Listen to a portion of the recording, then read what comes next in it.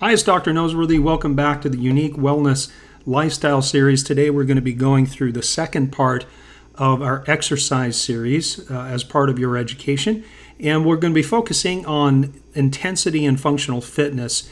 Before we start to drive some detail and specificity on that, though, I do want to take a moment and just review the general concepts from the first session, which we discussed before. Now, in the first installment in the exercise piece, we talked about defining fitness, and we looked at examples of extreme athletes, whether they are ultra endurance athletes or, say, ultra strength athletes. And ultimately, we defined fitness as increased capacity across broad time and modal domains. And we broke fitness down into 10 different components. And we said that fitness really is a blend of all of these different things. And to be an expert in one aspect, like ultra endurance or ultra strength, you have to compromise pretty much all of the other elements in those 10 different domains of fitness. So increased capacity refers to the ability to do work, to do physical work. And across broad time and modal domains, the time element means we need to be good at doing things that are of short duration but higher intensity, as well as things that are of low intensity and longer duration, and all activities that come in between. And modal domains means that we don't want to be just a cyclist or a swimmer or a runner or a weightlifter. We want to be doing a whole bunch of different things. And the primary reason for that is because, number one, that's how we develop increased capacity over multiple different types of exercise. But there is a point of diminishing returns where if you do the same thing the same way all the time and you don't introduce an element of variability into your exercise program, then you start getting not just diminishing returns, but then you stagnate and you run the risk of things like repetition injuries and the like.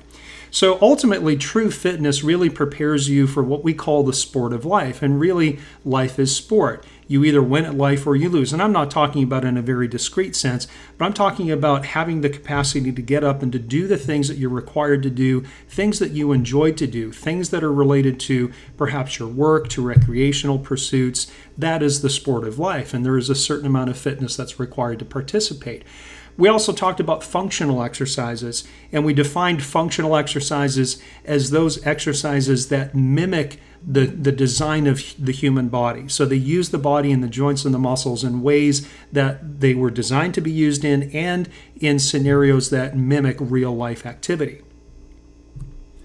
So the core four, the primary four elements that we're going to cover today, are going to be really truly understanding this concept of intensity and how that relates to biological responses.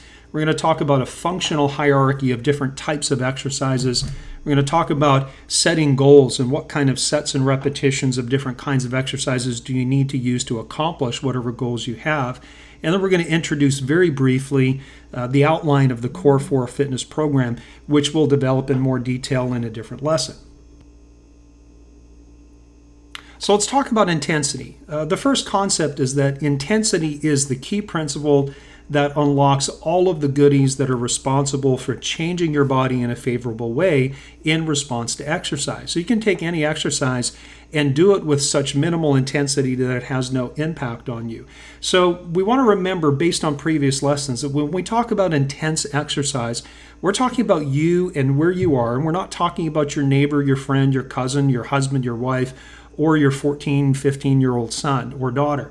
We're talking about you and your current capacity and one step beyond that, right? So intensity is intensely personal. So please don't be afraid of that word. You've got a list here of different things. We're going to come to another slide in just a moment where we'll take a look at how different levels of intensity actually have an impact on these different variables. But here's the key concept, that there's a minimal threshold of exercise intensity that has to be met to trigger the desirable changes in each of these categories and more. So let me say it again. When you're exercising, if you want to get out of your exercise program better blood sugar control, hormonal balance, if you want to protect your tissues, if you want to protect your heart and even clean out your pipes, there is a certain threshold of intensity that you have to meet to trigger those changes. So let's take a look at a summary of what the research says is the relationship between these variables and different types of exercise intensity. So, for example, let's take a look at growth hormone. Now, growth hormone is one of the fundamental building blocks of growing adolescents. It's one of the building blocks as we age of maintaining youth and maintaining healthful aging. Growth hormone is responsible literally for growing tissues. Now, we know that the normal biological response to age sees growth hormone declining as we get older. In fact, every decade past, say, about 30, 35 years of age, we lose a certain percentage of growth hormone unless we're doing specific things to keep those growth hormone levels elevated. Now, there's a whole movement in anti-aging medicine where people are taking growth hormone injections or what they call secretagogues, which are things that theoretically are supposed to promote growth hormone. But we can do this naturally, and we can do this with a well-devised exercise program. But up on the screen here, you'll see that low-intensity exercise, and we're talking either cardio-type exercises like walking or jogging or swimming, as well as weight training like lifting weights. It doesn't matter. Low intensity has zero impact on growth hormone levels. And so we have a lot of people who are in the gym working out all the time, but they're doing it at a very comfortable pace. They're never really challenging themselves. And as a result, they're depriving themselves of some significant benefit. If we can use exercise as a tool to maintain growth hormone levels, then we will see improved functional capacity for the sport of life because we're maintaining things like muscle mass and bone density, and even to the point where things like growth hormone have a protective effect on heart and brain. And those are, of course, very good. But remember, the main principle with intensity is that there's a minimum threshold that has to be met to unlock this relationship with exercise triggering growth hormone. Now, the same can be said for things like insulin and blood sugar control. Now, low intensity exercise does have an impact on blood sugar control and insulin control as well. And that's good. And so from a blood sugar standpoint, I would have the position of any exercise is good, but some exercises are better than others, and it would be those with which you engage in higher intensity. So as you crank up the intensity of your exercise program and you challenge yourselves within the parameters of what you can accurately or efficiently recover from, then the more output you have, the better control over insulin and blood sugar. So with all other things being equal, let's say we have two people that are in the same metabolic state, they have the same blood sugar control issue. If we give them the exact same exercise program with one exception, one person executes the program with low intensity and the other one executes it with moderate or high intensity, the one that is pushing a little bit harder or a lot harder is going to see an increased level of response in terms of insulin control as well as blood sugar control. And this is one of the strategies that we have used over the years to help our clients that have specifically pre-diabetes or type 2 diabetes. Those things are reversible with the right approach, and exercise is one of those keys. But again, it is exercise dependent. There's another pretty important compound called endothelial nitric oxide synthase, and that's a little bit of a mouthful, but it has the same relationship with intensity that blood sugar control and insulin does, in that low intensity exercise does have a benefit for what we call ENOS, or this endothelial nitric oxide synthase, but the higher the intensity, the greater the benefit and the response. Well, what is this ENOS character? Well, let's break it down. First of all, nitric oxide, those two words in the middle. Nitric oxide is a signaling molecule. It has a very short half-life. We make it, it does its job, and then it goes away within about, say, a second and a half or so. And nitric oxide is produced by different tissues, and it's produced through three different enzyme systems, one of which is the endothelial system. Now, what's the endothelium? That's the lining of your blood vessels. So the lining of your blood vessels is actually considered an endocrine organ. It's a hormonal system. And as blood is flowing past the lining of your blood vessels, it stimulates the lining of the blood vessels, and that triggers the production of endothelial nitric oxide synthase, and that triggers the production of nitric oxide. And I'll tell you that that's a good thing, and it's something that you want, because nitric oxide produced by your vascular system helps to dilate your blood vessels. It increases blood flow and blood delivery. It actually protects the lining of your blood vessels from damage and from inflammation. And those are the things that lead to things like plaque formation. And the medical literature says that the nitric oxide made by the blood vessels can actually dissolve plaque that already exists. Now, that's all pretty cool stuff. So if I want to increase blood flow and protect my cardiovascular system, stimulating eNOS production using exercise as a tool is pretty important. Now, again, it's intensity dependent. So low intensity has a little bit of a benefit. Kicking it up to moderate has more, and kicking up to high intensity, which we'll define in just a little bit, that has the greatest impact. And it all has to do with the turbulence of blood flow. So I want you to imagine this. As you're sitting down or perhaps lying down listening to this audio and watching this video, your blood is pumping maybe 72, 74 beats per minute, depends on your conditioning level. And as the blood is flowing past the lining of your blood vessels, there's a certain amount of contact between the blood and the inner lining of your blood vessels. And when you're just at rest and your heart's beating normally, it's like your bloodstream is just kind of brushing the inside of your blood vessel. And it's the contact and it's the stimulation at that point of contact that triggers your eNOS response. Now, if you get up and do a few jumping jacks and your heart rate goes from, say, 72 to 92, that's a little more intense blood flow, and the increased turbulence and the increased contact with the lining of the blood vessel stimulates more nitric oxide production, which means you're going to get more benefit, more vasodilation, more protection.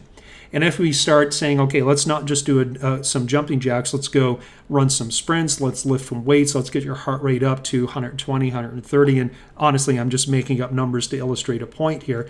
But let's say you get your heart rate up to the point where you qualify for this category of high intensity. That's where you're going to get your maximum benefit. So this is critical. The intensity is important to trigger, for example, growth hormone, protect and build tissues, insulin and blood sugar control, and your nitric oxide systems, which helps to protect your heart and clean out your arteries and deliver blood. That's all pretty critical. Now, we also see the same kind of relationship with something called brain-derived neurotrophic factor or neurotrophic factor. Now, brain-derived, that basically means it's up in the brain, and neurotrophic factor basically means that this is a hormonal compound. It's a molecule that actually promotes the growth of neurons, and for all of us, what that really means is it promotes what we call plasticity. Now, you've probably heard the word plasticity, but just in case you haven't, let me just define it.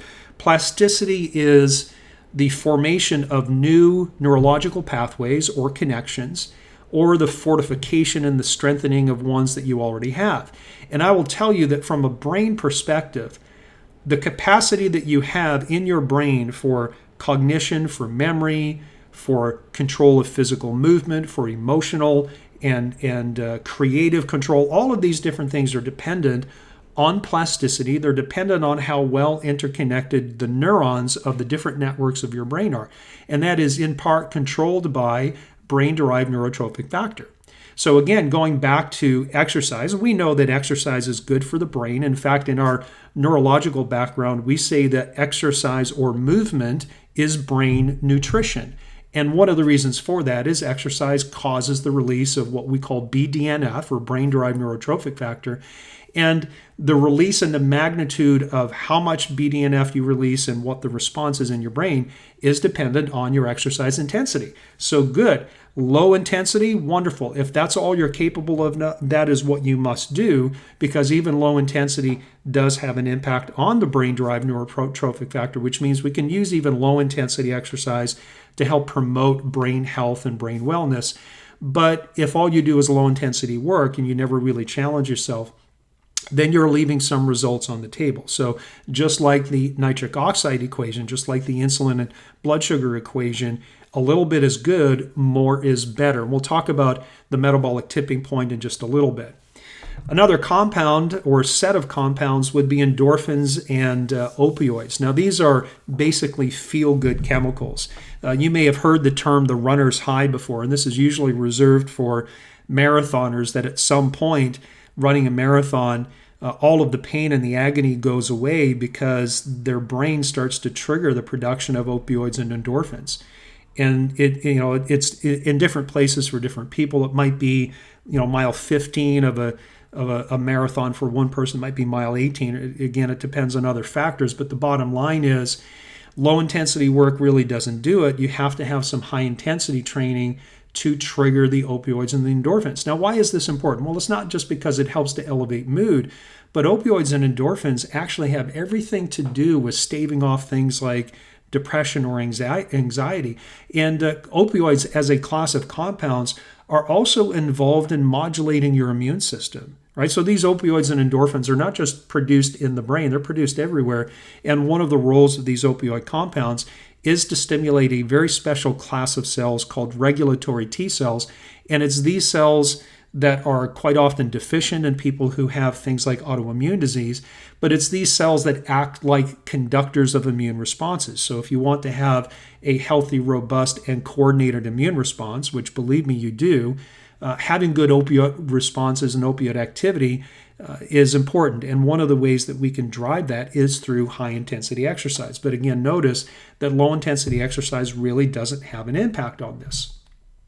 We just talked about regulatory T cells and immune enhancement. So the relationship between opioids and regulatory T cell function is one. But we know that immune enhancement, or the immune system, is enhanced in response to high-intensity exercise. But the caveat here is that all of these things, and high-intensity exercise and the biological response we're looking for, is dependent on how hard you push.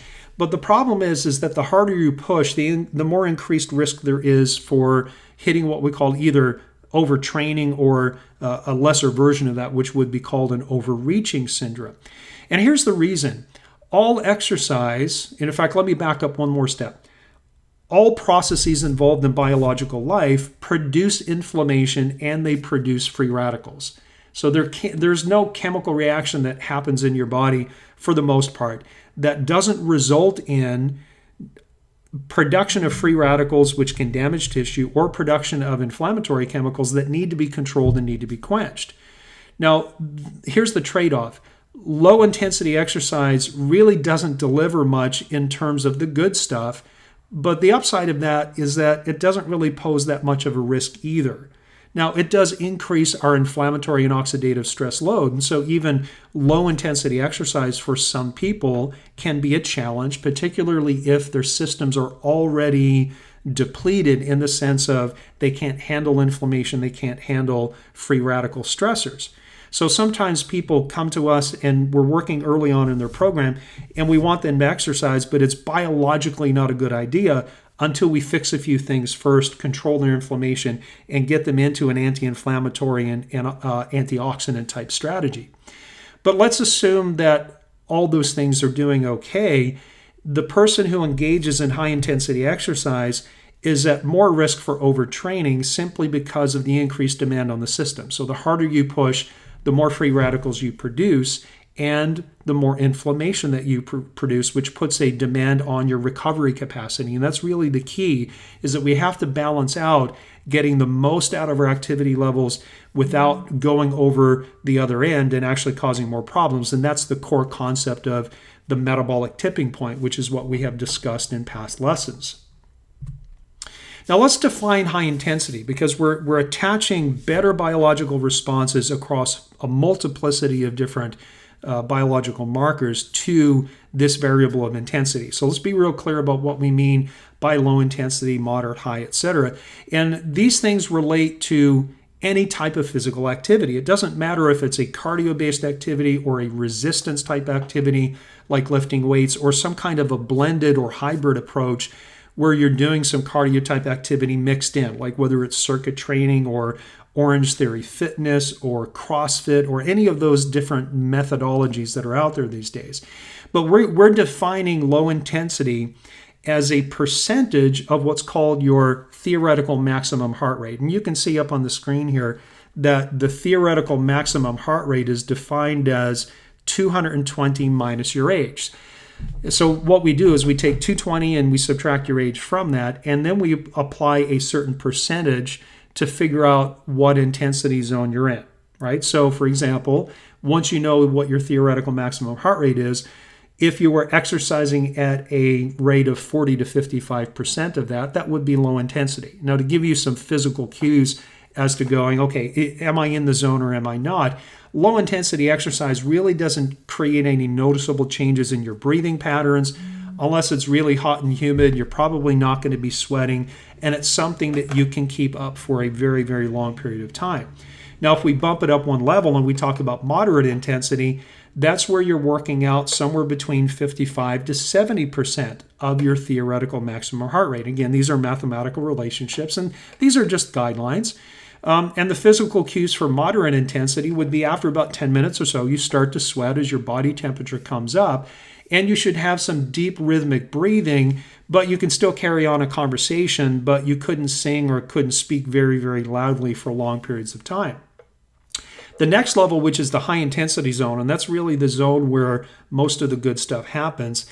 The high intensity zone begins at 70% of your maximum heart rate and it ends at the 85%. And now we're starting to split hairs a little bit because we're talking about the difference between high intensity and very high intensity exercise.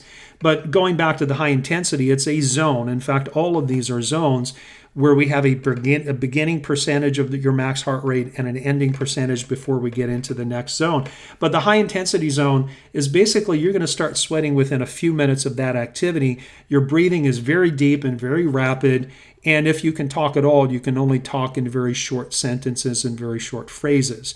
And then we have the very high intensity exercise, which gives you even more benefit as long as you can sustain the activity and as long as you can recover from it. Because remember, increasing levels of intense exercise has an increased demand on your recovery capacity. And your recovery capacity is tied up in how well you can control inflammation and how well you can control the free radical stressors, or what is commonly called the oxidative stress. Now, these charts that I'm showing you, the key ones are going to be put together into a PDF that you can download. That should be attached to the email that brings this video to you. So make sure you download that and make sure you pen it up somewhere, maybe in your bathroom or stick it on your fridge so you have it for easy reference, because we want to make sure that we're abiding by the rules of intensity, the relationship with the good things that we want to happen, and what your current capacity is. Now, here's an example. What I've done here is I have given you this little chart that looks at your maximum heart rate, and I'm just giving you some guidelines so you can figure out where you need to be. I am, as of recording this video, I'm 51, and so my maximum heart rate is going to be 170 down here, and that's based on, say, 50 minus my age. And you'll notice that I have five-year age brackets here simply because the difference between 50 and 51 is really negligible. So for me, when I'm working out, if I want to get the best out of my exercise capacity, my exercise program as I want to get, then I have to exercise at a minimum of 119 beats per minute.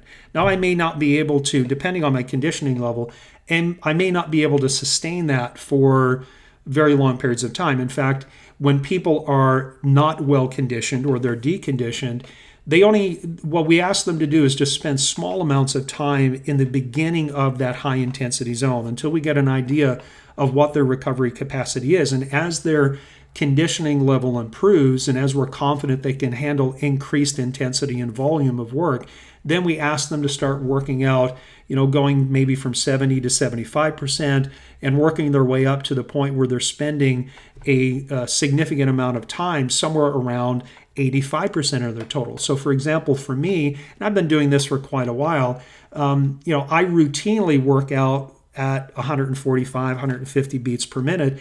And there may be times during my workout, depending on what I'm doing, that my heart rate hits actually somewhere around 165 beats per minute, which as a relative proportion of my theoretical maximum heart rate is actually 97%.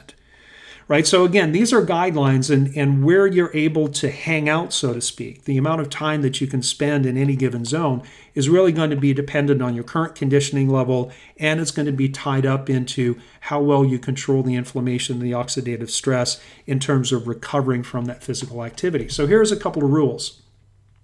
The more time you spend in the higher intensity zones, say between 70 and 85% of your theoretical maximum heart rate, the greater the benefit and the greater return with respect to those parameters we talked about before, like your brain-derived neurotropic factor, your insulin control, your nitric oxide that protects your heart and your blood vessels, or your growth hormone. And there are more, but we don't have time to go through all of those things. So the greater the benefit and the greater the return, but the more demand on your metabolic stability. So we have many clients that come in that are exercising. Sometimes we have to dial them back a little bit because part of their problem is in their zeal to be fit and to use exercise as a tool, they're actually going past their metabolic tipping point and they're creating problems. So we have to kind of pull them back until we can fix a few things and go back to higher intensity work. And there are some clients that we tell them from the get-go, I don't want you doing anything other than just a simple walking program.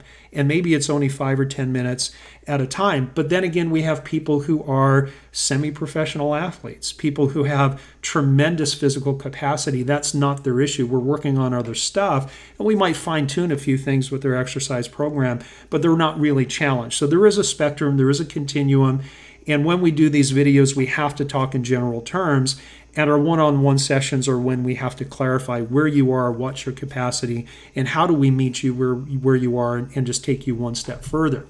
So in the beginning, if you are, let's start on the low end. If you are sedentary, you're not working out, you're deconditioned, in the beginning, we will probably only ask you to spend only 3 to 5 minutes per session at about 70% of your theoretical maximum heart rate. And let me put this up here just because I want to get this box out here. So let's just take an example of somebody who is 40 years old and they're deconditioned. So 40 years old, their maximum heart rate calculates out to be 180 beats per minute. And 55%, which is really not much of a challenge, would be going out and maybe walking at a brisk pace, and their heart rate gets up to about 99 beats per minute, and they're going to get a little bit of benefit from that, but it's not going to be a ton. It's certainly not going to be what we want. But we don't know, based on their conditioning level, how well they're going to sustain working out at 70%. Now, when you're conditioned well, 70% is actually pretty easy. When you're not conditioned well, 70% can be a little bit of a challenge. And this is where the trial and error and the instructions and recommendations and feedback becomes an important part of the process. So ultimately, we want somebody beginning out to work towards 3 to 5 minutes per session of exercise at or around 70%. And in this example, that would be with a heart rate of about 126 beats per minute. So if I have somebody working out for 20 or 30 minutes, I'm not necessarily in the beginning asking them to work out at 70% of their max heart rate for the entire time. We want them active, we want them mobile, we want them stretching and moving and challenging, but we only want 3 to 5 minutes at that 70% level. And that's going to increase the amount of time we spend at that intensity, and the intensity we actually apply during each exercise is going to increase over time as the conditioning level improves. So for example, let's say that 6 months ago I wasn't working out and I'm not conditioned well, or I wasn't conditioned well, maybe I could only handle 3 to 5 minutes at 70% during a given exercise program. But with consistency and diligence after, say, 3 months of exercise, 70% isn't a challenge for me anymore. And to get the same benefit, I've got to kick it up to 75% or maybe 80%. So there's built-in biological response. And in the world of exercise physiology and immunology, it's called the SAID principle. That's S-A-I-D, like I said something. And SAID stands for a specific adaptation to an imposed demand. Specific adaptation to imposed demand. And so the more consistently you exercise in the right manner and consistently challenge yourself and consistently recover, the more adapted you become to that kind of activity and the more you need to do to get the same biological response. Right? And that's a good thing because fitness is defined as increased capacity over time and modal domains. We want to be able to do more because here's the bottom line. At the end of the day, at the end of the week, I want to be able to come home after having worked and worked out and done all the things that I'm required to do and still have enough oomph left over to have fun or meet an emergency. Right? If I'm so crapped out because my biological systems are not working, I'm deconditioned, and I go and I work and I come home and my wife wants to hang out with me or my kids want to play. If I don't have the capacity to do that because of my conditioning, I start to feel like I'm failing as a father, as a husband, right? This sometimes gets to the heart rather than just being that really strict, hey, what's fitness? No, sometimes fitness relates to the emotional side of life as well. So let's go back to our example up here. In the beginning, depending on your conditioning level, 3 to 5 minutes each session at about 75%, even though you may be working out longer per session, just a little snippet of higher intensity work. But eventually, as your conditioning level improves, we want to work towards being able to spend 12 to 20 minutes per session at about 85%. So for example, again, 40-year-old person whose max heart rate is 180, they may start out only hitting 126 for 3 to 5 minutes per session in the beginning, but then after a while they're spending 10 minutes at 126, then 15, and then maybe they spend 3 to 5 minutes where their heart rate kicks up to 145 or 150.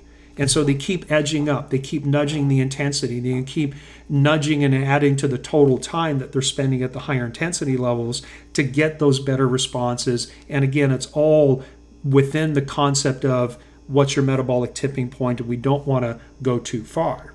So here's another way to say it. In the beginning, 20 minutes, 3 to 4 days a week. That amounts to working out, doing something physically active about every other day, right? So if you do a day on and a day off, where you're active one day and you rest the next day, then if you're spending 20 minutes in each of those sessions, then you want to incorporate into each of those activity sessions 3 to 5 minutes at your 70% max heart rate. And hopefully you got that from the age chart that we showed you just a moment.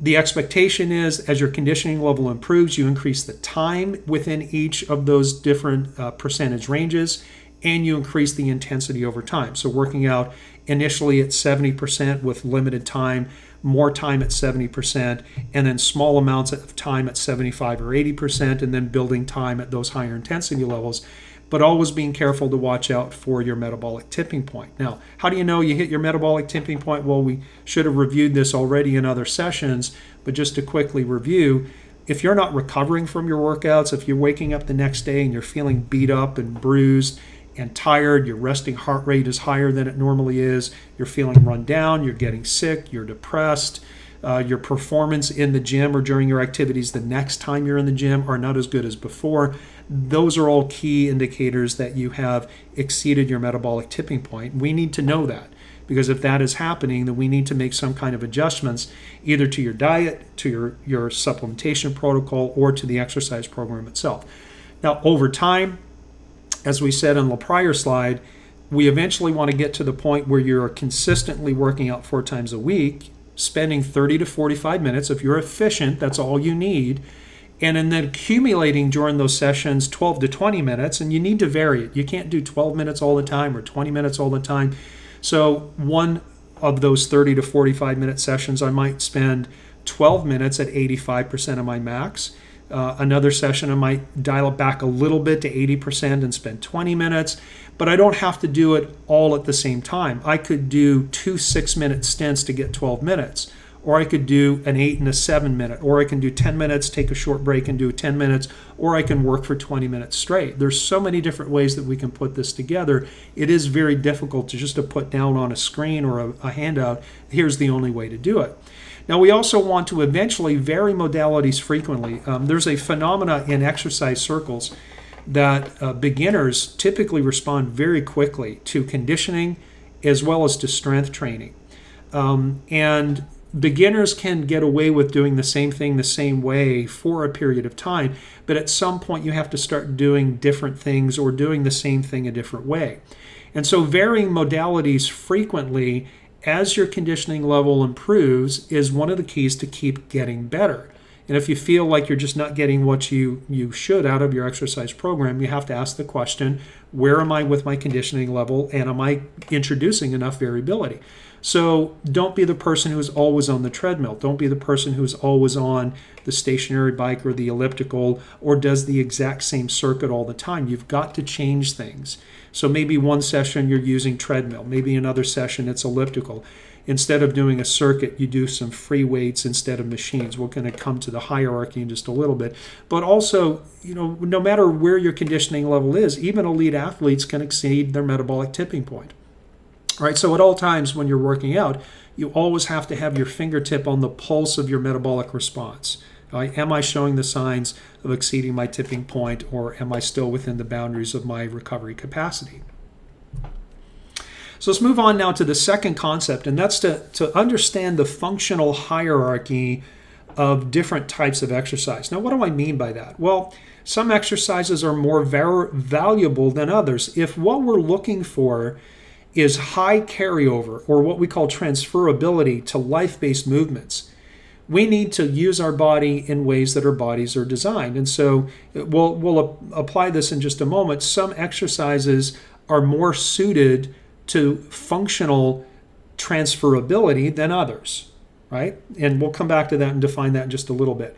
The functional hierarchy says that we prefer to do these higher carryover and transferable exercises. We prefer to do constantly varied functional movements executed with high intensity. So hopefully that makes sense to you. We talked about variability, talked about functional movements mimicking real life, and we've just finished talking about high intensity. And this concept of a functional hierarchy applies to both cardio as well as resistance training. And it really comes down to, for example, the distinction between what we call compound movements versus isolation movements. Isolation movements are typically related to single joints. So I've got a couple of examples. Just let me give you a verbal and I'll show you a couple of images. So for example, you may know what a bicep curl is. A bicep curl is basically holding a weight in your hand that's hanging down by your side and using your bicep, which is the muscle in the front of your upper arm just above your elbow crease, using that muscle to bend your elbow and lift the weight up towards your shoulder. It's called a bicep curl. Now, everything else is staying still, but you're just bending at the elbow. That's a single joint motion that uses a single muscle, the bicep, or a small group of muscles that are all interrelated. And really, these isolation movements are used predominantly in physique competitions or bodybuilding to shape the physical body, to look at, we all have a certain morphology. We're all either blessed or cursed with a certain kind of body type. Not everyone is born with complete and perfect symmetry. And so athletes and people who work out that are pursuing, say, physical perfection will use isolation movements. The term would be to bring up deficient parts. So let's say that I have really big legs, but I've got really scrawny arms. I'm going to do a lot of isolation moves with my biceps and my triceps to get those elements to be bigger to kind of match my already large legs. So I kind of blessed in one area, cursed in another. Now, the other reason that isolation moves are used would be in early rehabilitation. But if you've had an injury, you're recovering, say, from an injury or from surgery, isolation movements have limited applicability. And there's a big movement now in physical therapy circles away from isolation moves, which is conventionally and traditionally what's been done, to compound movements, which we'll describe an example.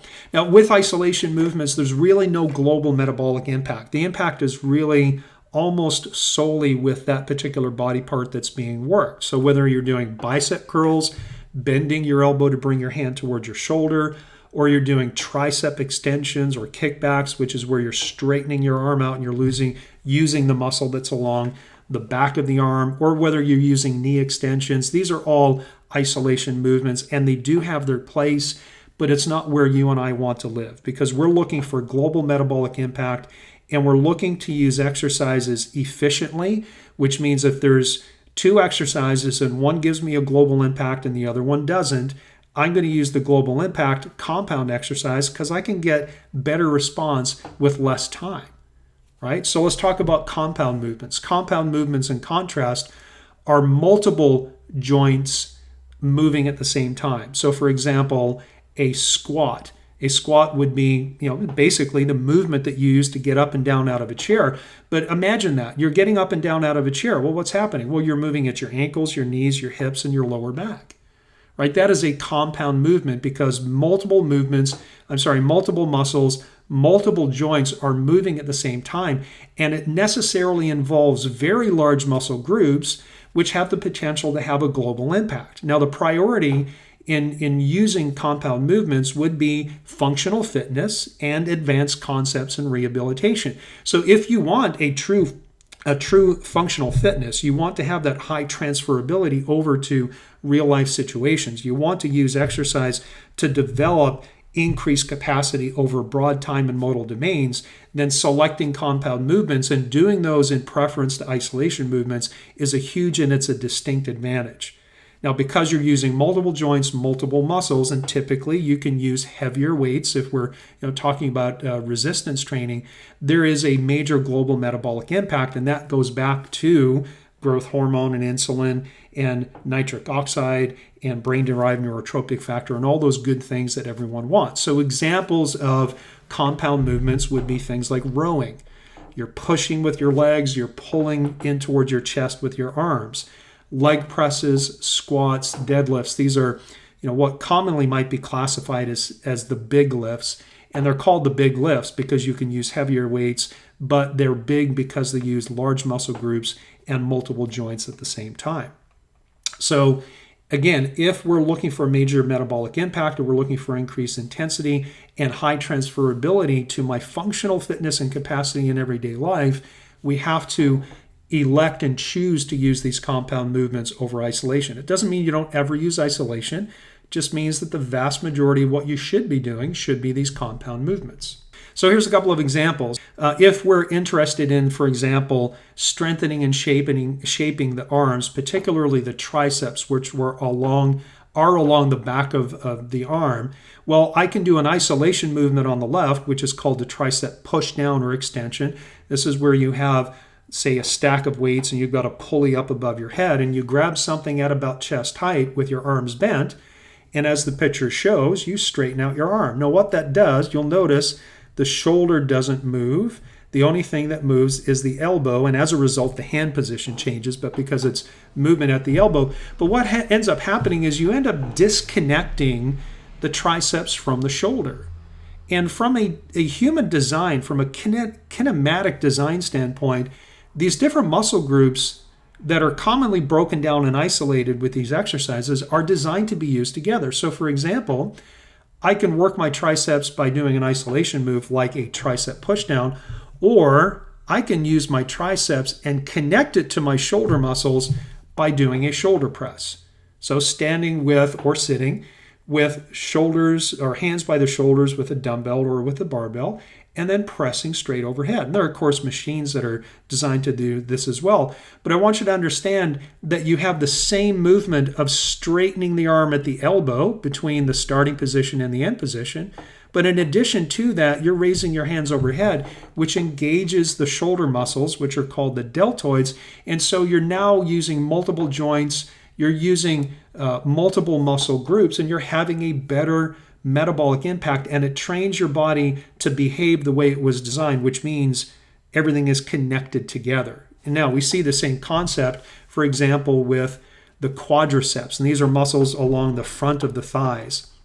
So the isolation move that's commonly used to exercise the quadriceps is going to be a machine-based exercise. And here, this lady is using a knee extension machine, and the only movement happens at the knee. You can see her hips are going to be stable, so the legs will swing down and then she'll straighten her legs up, and all the movement happens at the knee. And yes, that does focus on the quadriceps, but it disconnects the knee from the hips and the lower back. And the quadriceps or the knee is designed to work with those other groups in a functional way. And so a better way to exercise the quads, a functional way to exercise the quads, would be to do something like a leg press or a squat. Uses the exact same muscles, but it connects them with the muscles of the hips and the lower back. And so not only do you get exercise of the front of the thigh, you get exercise of the hamstrings, the gluteals, and the lower back. And this is what's called the posterior chain.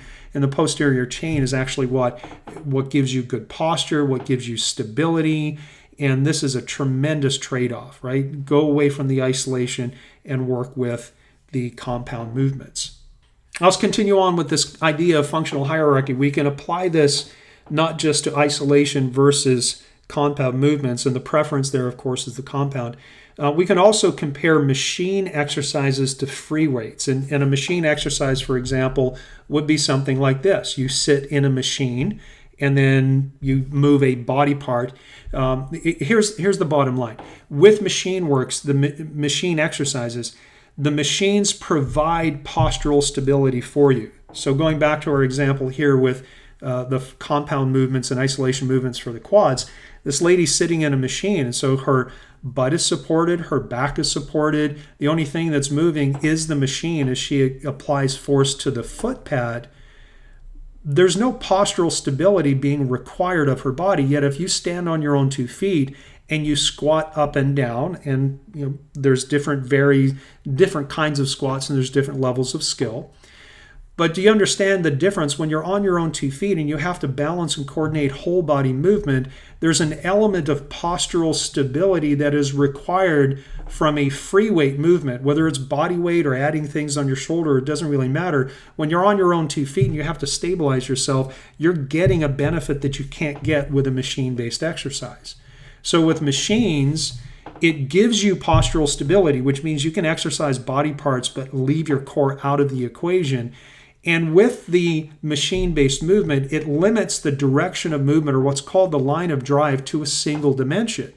So for example, going back again to our knee extension example, this lever arm, which is connected to the weight stack, it swings down as the weights go up and down. And so her knees are just bending and straightening, bending and straightening.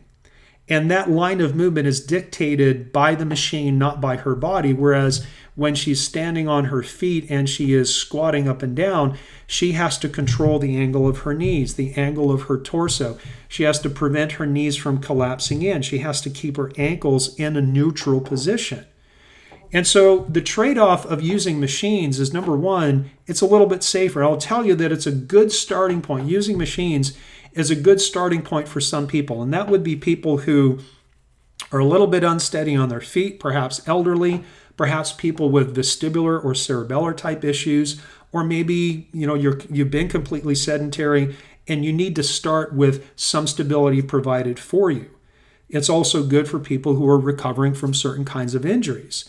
And it's also good for supplemental exercises. Going back to this concept of isolation, sometimes a good isolation movement to add to the greater amount of compound movements you're doing, sometimes you can jump on a machine and work a body part a little bit extra, especially if there's an imbalance that you're trying to correct. But I'll tell you right now that the vast majority of gyms that you walk into, most of the equipment in the gym are machines. And there's a reason for that. And we might cover this on a different lesson, but here's the bottom line.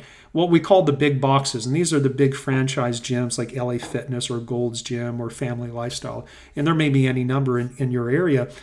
It doesn't really take a lot of staff to have a whole bunch of machines. You teach people to use them once, and they can kind of take care of themselves. And there's a certain amount of safety built into a machine, but there's a lot of things that you lose out on. So if we were to take someone who's used to working on machines and bring them into a free weight environment where they're using either their own body weight, they're standing on their own 2 feet and forced to stabilize their own joints and their own muscles, or perhaps they're adding weights with dumbbells or barbells or whatever the case might be, the benefit from getting on your own 2 feet and stabilizing yourself and having to control weights in 3 dimensions is really critically important. And let's go back to the shoulder press, for example. Here with the shoulder press, as that weight goes up from what we call the rack position, the rack position is where these dumbbells are held just at the shoulder. As the weight goes up, it's real easy to get those weights out of alignment. In this particular illustration, the lady who's doing the dumbbell press has got to make sure those dumbbells stay directly over her shoulder, because if they get like an inch out of line, it's going to want to fall off to the front or to the side. So she has to stabilize that dumbbell in one dimension as she uses her triceps and her shoulders. And that actually has huge carryover to the small stabilizing muscles of the shoulder and the shoulder girdle. And that's a benefit you just can't get from a machine. Just can't get it that way. So we have a preference for free weights and body weight movements over machines. It doesn't mean you should never do a machine or use a machine, but if you're currently using machines and that's what you're used to, you should set a goal for yourself to know what the equivalent exercise is in a free weight environment and gradually start mastering that. Work away from the machines into an environment where you have to stabilize yourself. So to summarize, the free weights requires you to stabilize yourself. The three-dimensional movement of your body or whatever weights you might be holding on to will stabilize your joints more efficiently, and it's really superior to machines in almost every aspect. And free weights and compound movements should comprise the majority, or comprise, not compromise, should comprise the majority of any resistance training program that you have. I'll hopefully you understand why.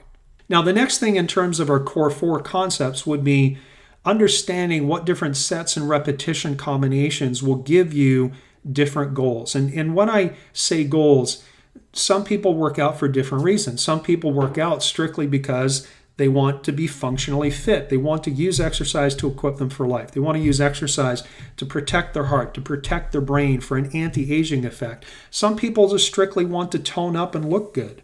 And that's okay. Nobody's here to judge anybody. The good thing is, as somebody's toning up and looking good, they're hopefully getting at least some carryover in these biological responses that we're looking for. But some people want to build muscle. And I will tell you that it is not unusual for me to tell, especially our female clients, listen, hey, maybe you want to lose 20 pounds, 30 pounds, 80 pounds. You need to put on 5 or 10 pounds of muscles to be able to do that. Now, if I say that, please don't let that land the wrong way with you, because if you lose 20 pounds of fat and increase your muscle mass by 5 pounds, you're still down a total of 15 pounds, but the metabolic environment of your body is completely different. And here's another wonderful thing. You can lose 5 pounds of fat and gain 5 pounds of muscle, and your scale weight doesn't change, but you will be physically smaller. And the reason for that's very simple, and it's because 5 pounds of fat takes up a huge space, whereas 5 pounds of muscle, because muscle is more dense and compact, takes up a small space. So people can see their scale weight not change, but lose inches. And not only lose inches, but increase their functional capacity. So depending on whether your goal and your target and the outcome you're looking for beyond these biological responses is simply toning, maybe you want to build some muscle, maybe you need to build some muscle, maybe you need to improve strength and stability, maybe you want to get into some athletic stuff and you want to develop some speed and power, you have to understand how the different sets and repetitions, beyond using compound movements, beyond using free weights versus machines, how does the number of exercises and how many repetitions I do with those, how does that impact the goal that I'm looking for? Because I will tell you that if you're looking to develop strength or speed and power and you're doing a toning regimen in terms of sets and reps, you're not going to get your goal, right? Because a toning protocol is not the same as a strength building protocol. Now, this is important, and I want to come back to the muscle building thing. Starting at about age 25, you lose 0.5% of muscle mass per year, which means you lose 5% per decade. That's 5% of muscle mass per decade. Now, this is a major contributor to loss of independence, because as we get older, if we don't have the physical strength to climb a set of stairs, it changes where we have to live. If we cannot get in and out of the bed, in and out of the bath, in and out of on and off the toilet, if we can't do that by ourselves, then we lose our independence and someone else then has to take care of us. What if you lose enough independence that you can't dress yourself anymore?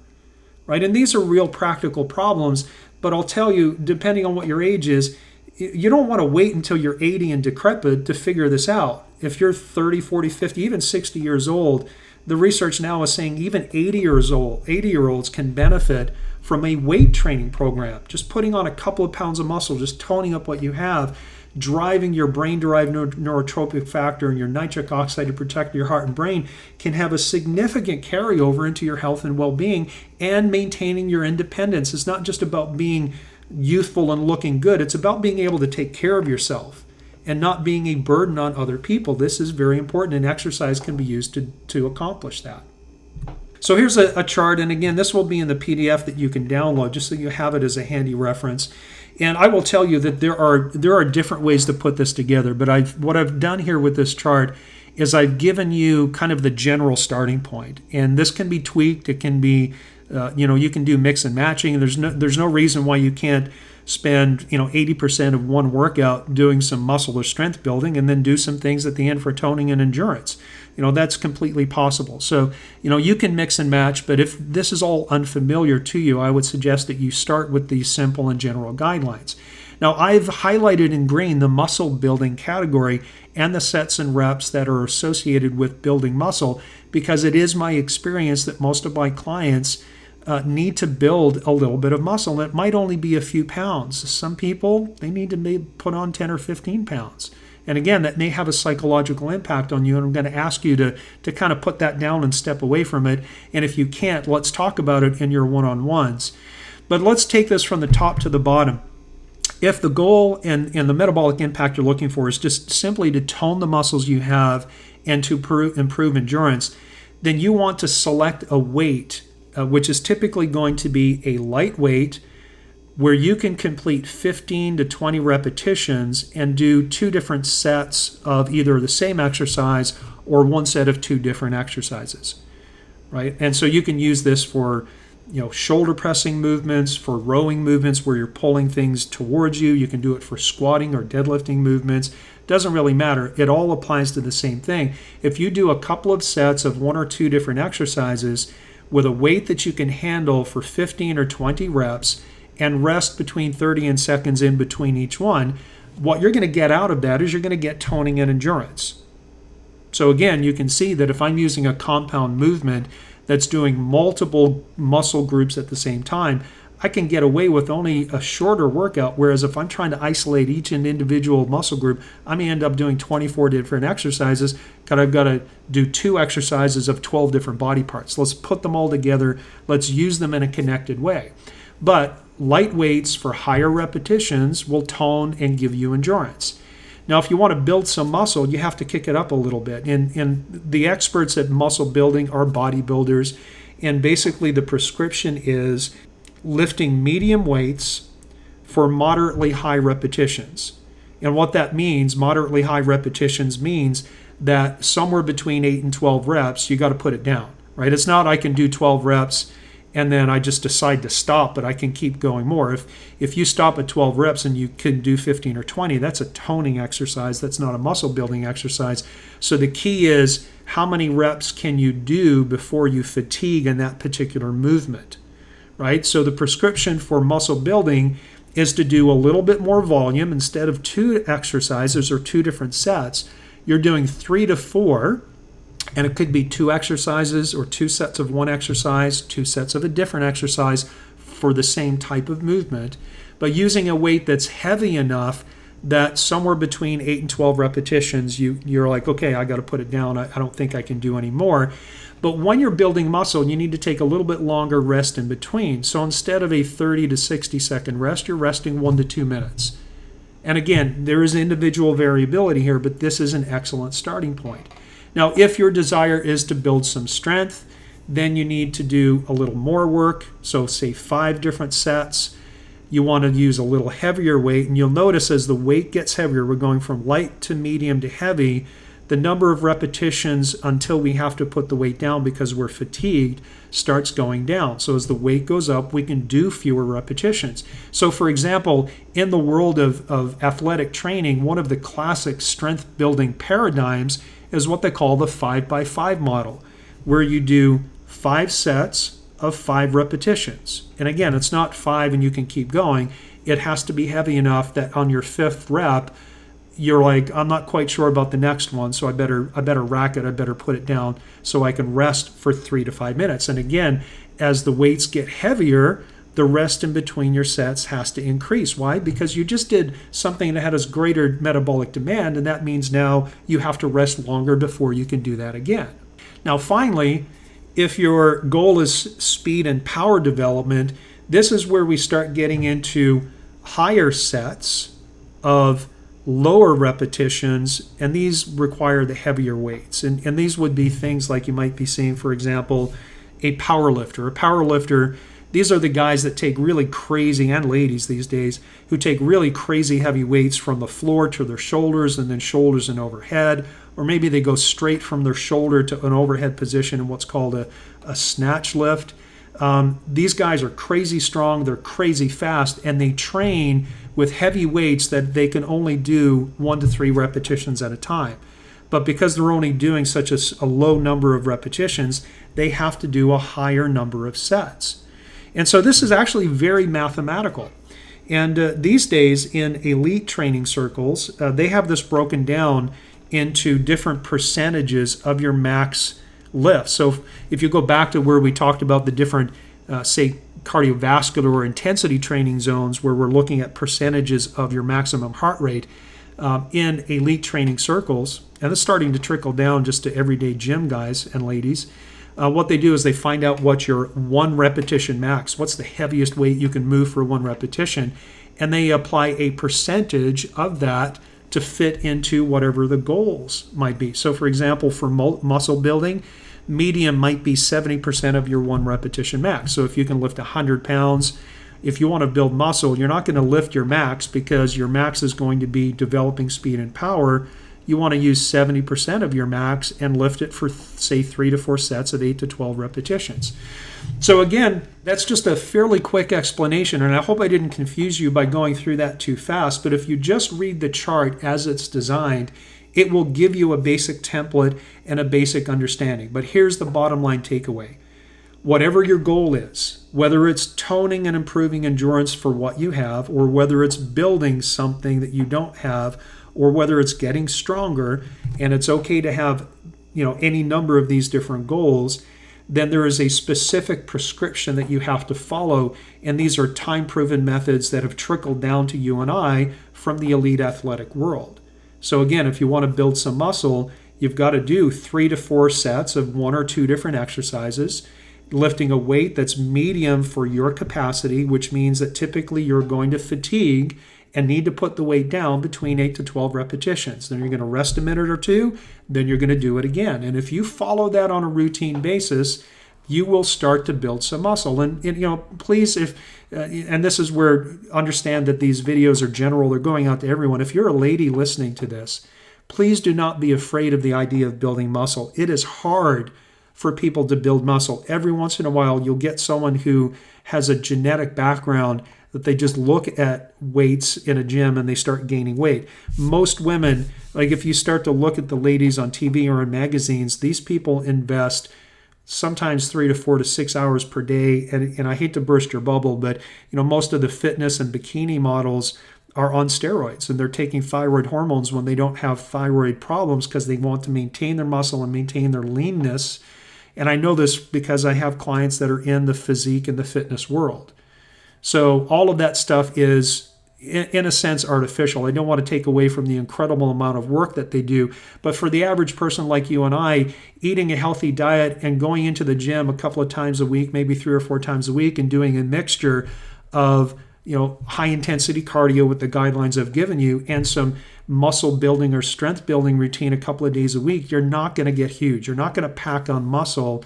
And if you do, maybe we need to talk about a career change for you.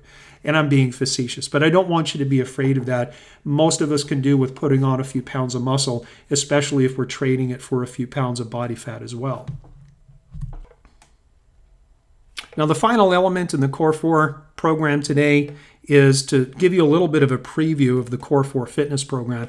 Basically, the program outline goes like this. We have 4 days per week of exercise, and that does amount to either working out every other day or working out 2 days in a row and taking 1 day off. But each exercise session, each workout is broken up into 4 different segments that all together take about 40 minutes to do. There's a warm-up, there's a strength development piece, there's a metabolic conditioning piece, and there's a cool down and mobility piece. And that cool down and mobility piece is the part that a lot of people tend to skip, but I'll tell you it will go a long way for recovery. It will go a long way for you for longevity, making sure that you're supple and developing some flexibility. But I want you to know that this outline is coming to us kind of having filtered down from exercise research and elite athletic training. Most of the gyms that train the elite athletes of the world are doing some version of this. We're just going to take that framework and put our own spin on it. I do want to point out that because of the way things work here, we're not your personal trainers, and you certainly have the freedom to go to a gym and hire a personal trainer. If you do your research, because some trainers are great, others are not. Some are well versed in functional fitness. It's kind of been the buzzword in the industry for the past 4 or 5 years. Some are not quite so up to speed on that. Some follow machine-based type strategies, but we don't really want to go there. But either way, my responsibility is to make sure that you have the basic information and knowledge that if you so choose, you can go out and you can design your own program, and you can kind of make things up as you go along. We'll give you some feedback. We'll make sure that we're here to answer some questions for you. So let's make sure that we check in with your one-on-ones. Now, finally, in summary, here's what we talked about today. We talked about intensity. We talked about how your body responds best between 70 to 85% of your maximum heart rate. And we showed you that table where you have the calculations of your max heart rate and the different percentages. We talked about functionality. We talked about picking movements and activities that mimic real life and compound movements that use large joints and muscle groups at the same time. We talked about different goals, different sets and repetitions, and offsetting muscle loss and creating really a metabolic machine with moderate weights for moderate to moderately high repetitions. And we just talked about the Core 4 outline, which combines moderate resistance training with science-based approach to metabolic conditioning. Now, in the next session, the next exercise session, we're going to break down the Core 4 segments in a little bit more detail, and we're going to talk about using that as a template for effective and efficient exercise. So thanks for listening. This is Dr. N. We'll talk to you soon.